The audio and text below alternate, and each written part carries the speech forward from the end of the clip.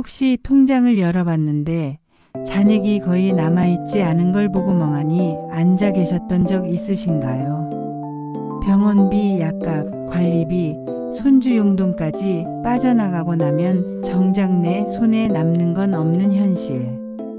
그 앞에서 앞으로도 이렇게만 살아야 하나 하는 한숨이 절로 나올 때가 있습니다. 저도 그랬습니다. 열심히 살아왔습니다. 자식 잘 되라고 다 바쳤고 내 욕심 하나 없이 버텨왔는데 이제 와서 100만 원도 남지 않은 통장을 보고 있자니 괜히 서럽고 무력해집니다.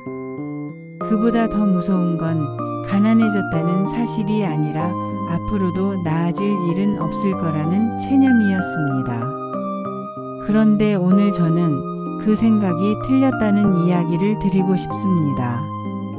우리는 여전히 변할 수 있고 지금 이 순간부터라도 달라질 수 있습니다.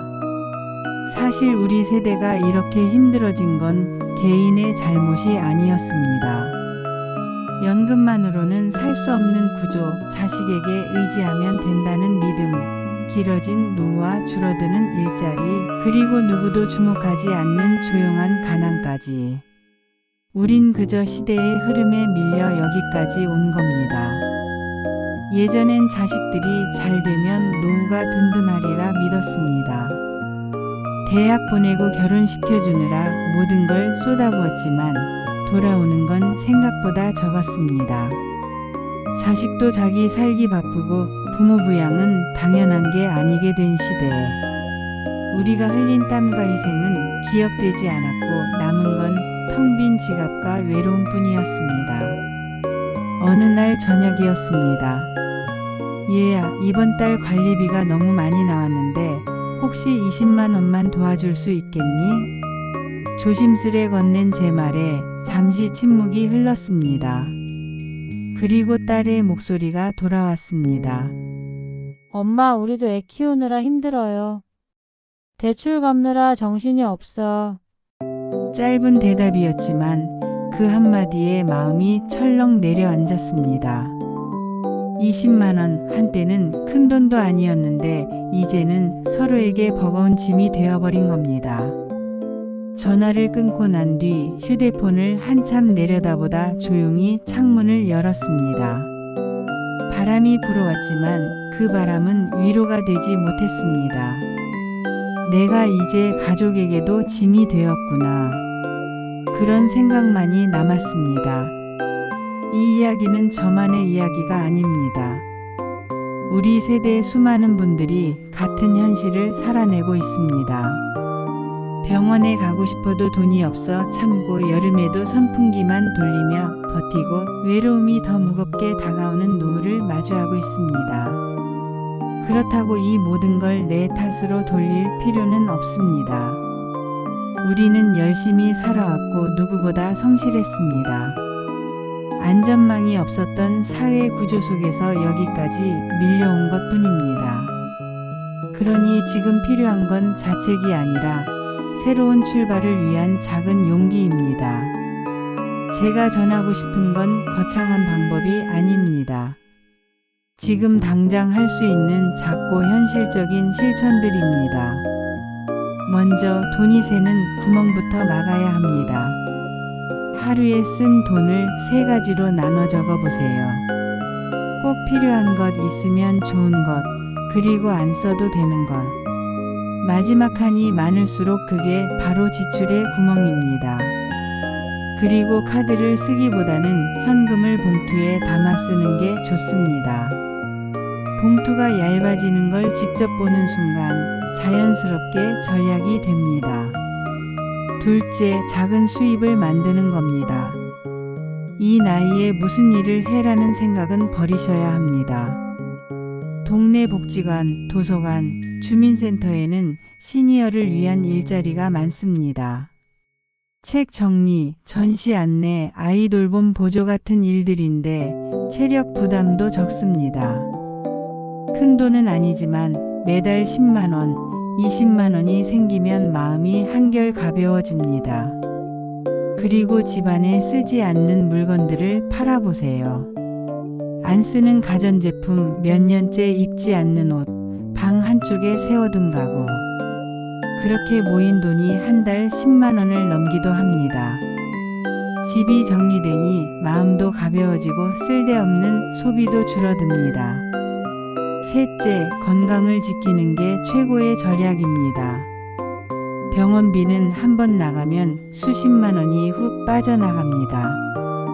하지만 하루 20분만 걸어도 싱겁게 먹기만 해도 병원 갈 일이 줄어듭니다. 복지관이나 보건소에 가면 무료 건강검진, 무료 운동 프로그램도 많습니다. 시간만 내면 얼마든지 이용할 수 있습니다. 넷째, 정부 지원 제도를 적극 활용해야 합니다. 기초연금, 주거급여, 에너지 바우처, 문화누리카드. 받을 수 있는데도 모르고 지나치는 경우가 많습니다. 주민센터만 찾아가도 담당 직원들이 친절히 안내해 줍니다.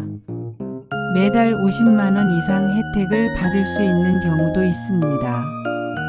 이건 자존심을 굽히는 게 아니라 우리가 당연히 누려야 할 권리입니다. 하지만 돈보다 더 중요한 게 있습니다. 바로 관계입니다.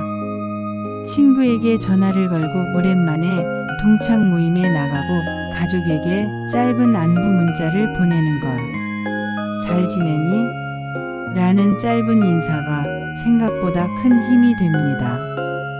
몸이 아파도 누군가 걱정해주는 사람이 있다는 사실, 돈이 부족해도 대화 나눌 사람이 있다는 사실, 그것만으로도 삶은 버틸만해집니다.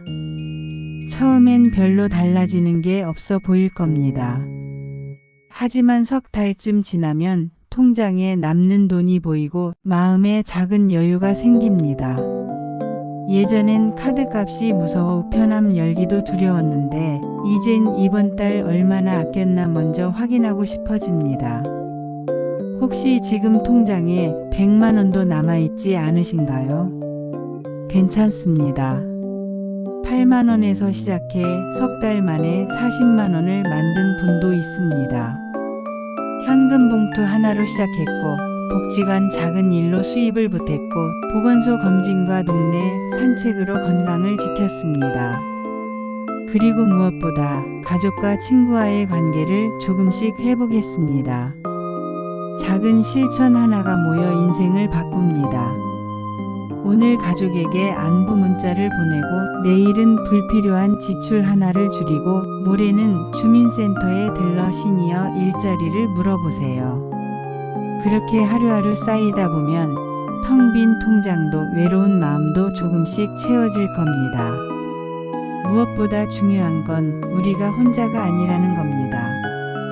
비슷한 현실을 겪는 수많은 사람들이 있고 그 사람들과 함께 걸어갈 수 있다는 사실이 우리를 버티게 만듭니다.